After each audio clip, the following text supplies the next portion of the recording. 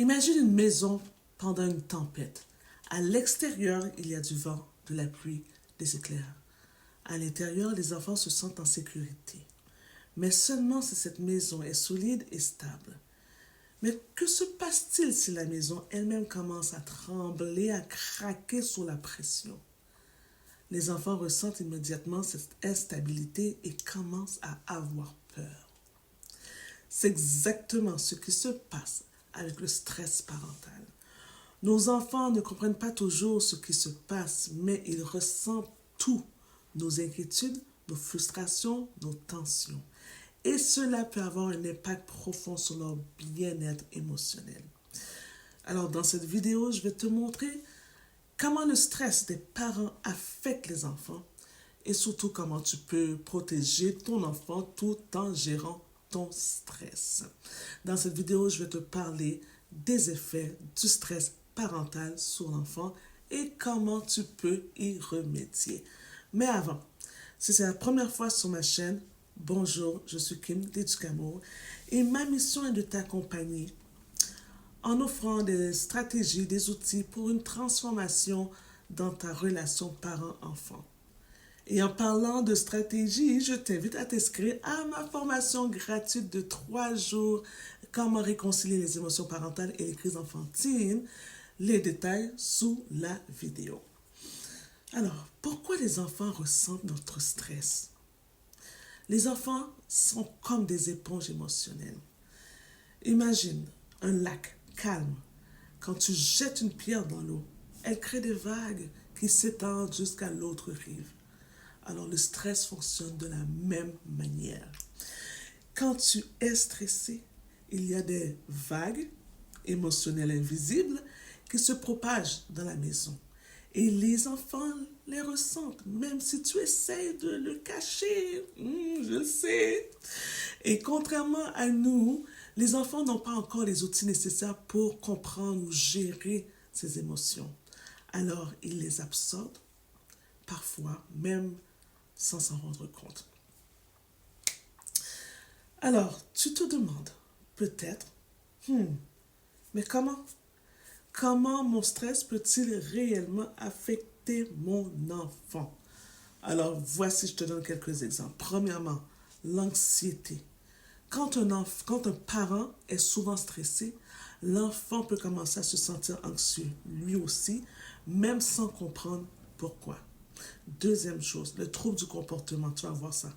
Un enfant peut devenir plus colérique, agité, ou au contraire se replier sur lui-même en réponse à cet environnement qui est tendu. Aïe, aïe, aïe. J'aime pas ça, voir ça, genre, j'ai déjà vu ça, les enfants se replier sur eux-mêmes parce que justement sont stressés, sont anxieux, tout ça, là, c'est pas beau à voir, ok? Ensuite, difficulté de sommeil. Les enfants ressentent les tensions à la maison, ce qui peut perturber leur sommeil ou leur capacité à se détendre. Quoi d'autre? Il y a le manque de confiance en soi.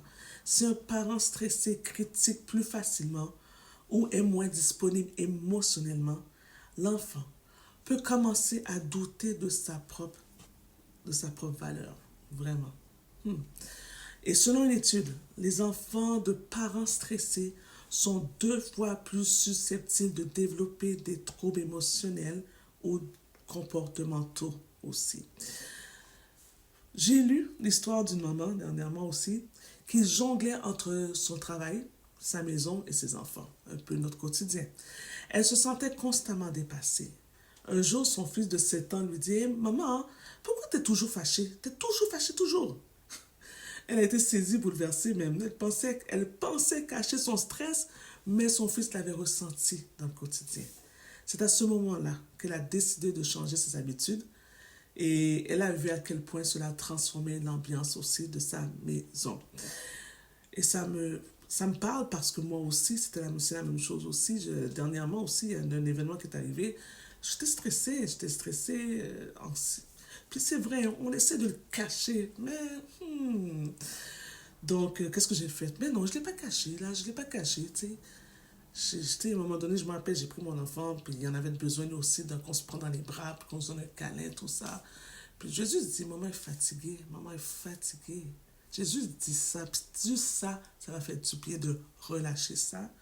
Et je pense qu'il a compris parce qu'il me serrait tellement dans ses bras. Ah, les enfants sont tellement sensibles, puis ils sont tellement gentils, ils sont tellement bons. Je peux-tu prendre quelques secondes pour dire, nos enfants sont bons.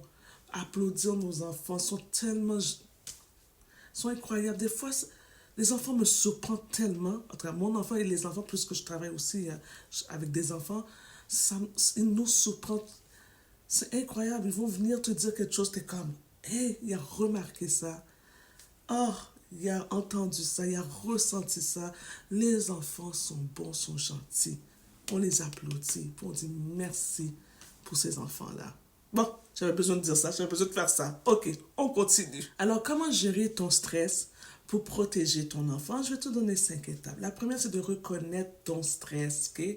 Le premier pas, c'est ça. La première étape, c'est de reconnaître que tu es stressé. Trop souvent, on essaie d'ignorer ou de minimiser nos émotions.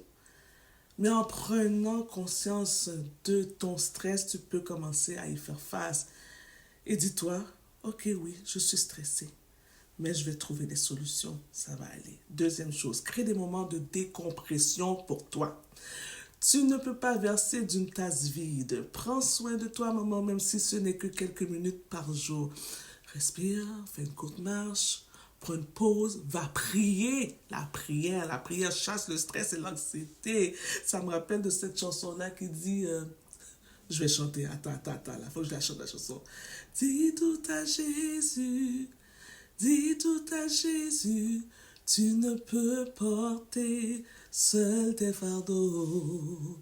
Dis tout à Jésus, dis tout à Jésus, c'est lui qui donne le vrai repos. Dis tout à Jésus. Ah, moi, on dirait que ça m'a fait du bien de chanter. Peut-être chanter aussi, ça pourrait être quelque chose pour toi. En tout cas, moi, c'est une des choses pour moi qui me fait du bien aussi, de chanter. Troisième chose, ça serait parle à ton enfant avec honnêteté, sans le surcharger. Si ton stress commence à affecter ton comportement, parle-en à ton enfant d'une manière adaptée à son âge. Par exemple, maman est un peu fatiguée aujourd'hui, mais ce n'est pas de ta faute. Je vais me reposer et ça, tu vas voir, ça va aller mieux. Cela lui montre que tu es humaine tout en le rassurant qu'il n'est pas responsable de ton stress. Quatrième étape, établis des routines apaisantes.